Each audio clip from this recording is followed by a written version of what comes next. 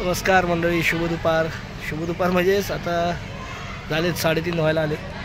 खाली आलो होतो मग अशी फ्रेश वगैरे होऊन आणि आता चाललो आहे घरी. लय वेळ बसलो आज खाली, कारण सुट्टी आहे. बोललो आज गुरु नानक जयंतीची, तर बोललो आता काय टाईमपास घरी करूया.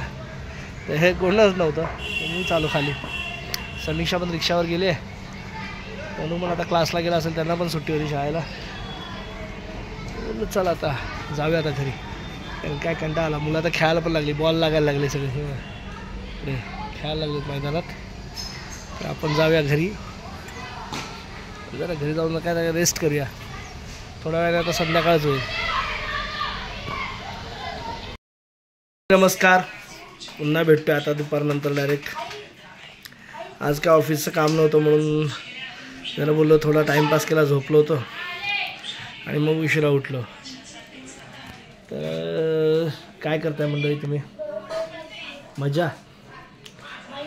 तर मंडळी आता झालं कालच आपल्या निवडणूक आयोगाने स्थानिक स्वराज्य संस्था, म्हणजे ज्या लोकशाहीचा मूळ आधार असतात, तर आपल्या निवडणूक आयोगाने कालच स्थानिक स्वराज्य संस्था म्हणजे आपल्या ज्या म्हणतो ज्या मुख्य निवडणुका असतात, ज्या स्थानिक पातळीच्या स्थानिक कार्यकर्त्यांच्या, लोकल कार्यकर्त्याच्या, प्रत्येक पक्षातल्या लोकल कार्यकर्त्याच्या, आपल्या स्थानिक जिव्हाळ्याच्या ज्या निवडणूक असतात, त्या म्हणजे नगरपंचायत, नगरपरिषद, पंचायत समिती, जिल्हा परिषदा, त्यानंतर महानगरपालिकेच्या काही तुर्तास अजून जाहीर नाही झाल्या, पण नगरपंचायती, नगरपरिषदांच्या निवडणुका 2 डिसेंबरला आहेत आणि 2 डिसेंबरला निवडणुका होणार आहेत. तर आता प्रत्येक गावामध्ये, जिल्ह्यामध्ये, पंचायतीमध्ये, तालुक्यांमध्ये आता प्रचार म्हणतात ना, एकदम मस्त उत्साहाचं वातावरण असेल, कारण सामान्य कार्यकर्त्याची निवडणूक असते प्रत्येक. कारण ह्या निवडणुकाला स्थानिक लोकल नेते, लोकल जे असतात स्थानिक कार्यकर्ते, ते त्यांना ही स्वतःची आधी जिव्हाळ्याची निवडणूक असते, कारण ते यातला सामान्य माणूसच कोणतरी निवडणूक लढत असतो. अर्थात ते कुठल्याही पक्षाकडनं असो, काही असो किंवा पक्ष असो, पण 2 तारखेला निवडणुका जाहीर झालेल्या आहेत. तर मंडळी आता ह्या निवडणुका आता काही दिवसांपूर्वी, गेल्या वर्षी आपली विधानसभेची निवडणूक झाली होती, तर त्यापूर्वी लोकसभेची निवडणूक झाली होती. तर मंडळी प्रत्येक निवडणुकीचे हे मुद्दे हे वेगवेगळे असतात, त्यातले दिली जाणारी आश्वासनं ही वेगवेगळी असतात, तिथली कामं वेगळी असतात, त्या निवडणुकींचे उद्देश वेगळे असतात. कारण आता लोकसभेला हे देश पातळीवरचे निर्णय घेतले जातात, निर्णय दिले जातात. हे देशाचे जे मुद्दे असतात, जे वास्ट लेवलचे मुद्दे असतात, एकदम ते मुद्दे असतात. जसं अर्थकारण, टॅक्स, पॉलिसीज, इंडस्ट्रियल पॉलिसीज, अशा विविध शेतीचं धोरणात्मक जे निर्णय घेतले जातात, ते लोकसभेच्या निवडणुकांमध्ये घेतले जातात. त्यानंतर विधानसभा म्हणाल तर तुम्ही आपल्या राज्याच्या पातळीवरचे, राज्याचे जे निर्णय असतात ते घेतले जातात. राज्यामधला औद्योगिक विकास, महाराष्ट्राबद्दलच्या पॉलिसीज, म्हणजे प्रत्येक स्टेट्सबद्दलच्या पॉलिसीज वगैरे डिक्लेअर केले जातात. तिथेसुद्धा राज्याचे धोरणात्मक निर्णय घेतले जातात. आणि ह्या आपल्या स्थानिक स्वराज्य संस्था असतात ना, तिथे ॲक्च्युली बघायला गेलं ना, तर तिथे डायरेक्टली आपल्याला त्या निवडणुका आपल्याशी रिलेट करतात, आपल्या सामान्य माणसांशी रिलेट करतात. म्हणजे ह्या निवडणुकीमधले मुद्दे असतात मंडळी: पाणी, ट्रॅफिक, तुमची लाईट येत नाही, लाईट स्टेट्समध्ये जातं, राज्याच्या ह्याच्यामध्ये जातं, पण पाणी, त्यानंतर तुमचं गार्डन्स, बाग बगीचे, ह्याबद्दलच्या ह्या निवडणुका असतात. त्याच्यामध्ये ह्या बाबतीत निर्णय घेतला जातो.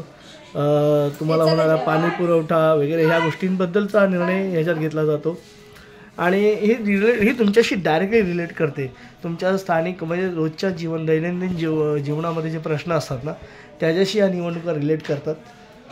आता अर्थात झालं, तुम्ही ऑफिसपासून घरापर्यंत येता, त्यामध्ये BST, आता आमच्या मुंबईचं सांगायचं झालं तर BST म्हणा, त्यानंतर गार्डन्स म्हणा, रस्ते म्हणा, स्थानिक रस्ते, पावसाळ्यात उद्भवणारे प्रश्न, अशा बऱ्याचशा गोष्टी असतात.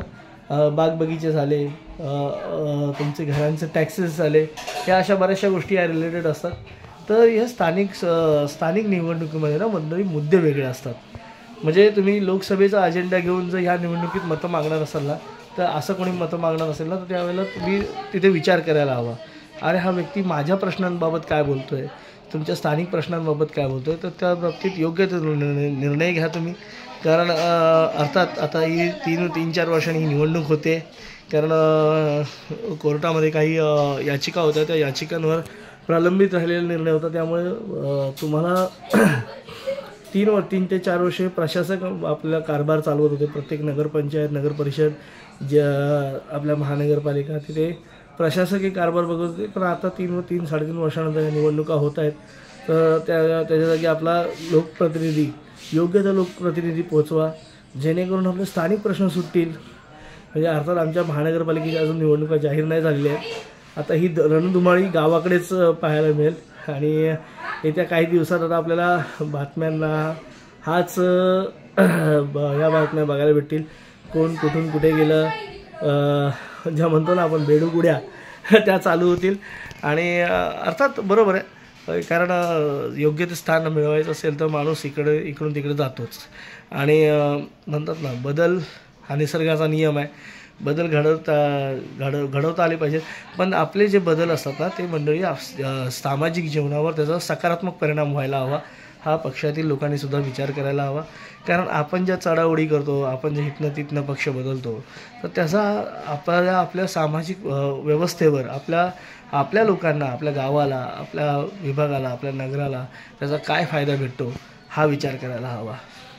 अर्थात सक्षम असतात, तिथली स्थानिक लोक सक्षम असतात. आणि गावाकडे याची काहीतरी रंजकता काही औरच असते.